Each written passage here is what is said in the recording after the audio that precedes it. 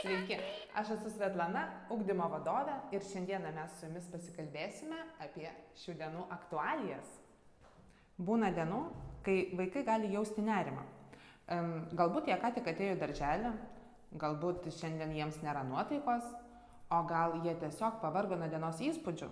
Todėl labai svarbu yra tinkamai pritaikyti grupės aplinką. Tad norime pasidžiaugti, kad mūsų įstaigoje kiekvienoje grupėje atsirado nusiraminimo kampeliai, kurių tikslas yra suvaldyti emocijas, nurimti, kai jaučiamas pyktis, kai tampa sunku susikaupti. Taigi, eime pasižiūrėti, kaip mūsų įstaigoje atrodo nusiraminimo kampeliai ir apie juos plačiau jums papasakos mūsų specialioji pedagogė Anna. Pirmiausia, tai turėtų būti jaukus ir patogus nusiraminimo kampelis, kuriame vaikas jaučiasi saugiai. Šioje erdvėje turi būti apgalvotos visos detalės, nuo baldų iki kitų nusiraminimo priemonių, kurios galėtų atliepti skirtingus vaikų poreikius.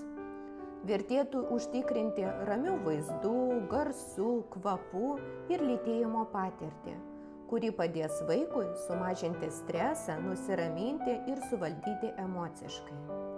Mūsų kampelyje yra įvairūs patogūs baldai, skirti poilsiui. Tai palapinė, sėdmaišis, minkštas kilimas, minkštos pagalvės. Tinkamas neperryškus apšvietimas, švelnios spalvos.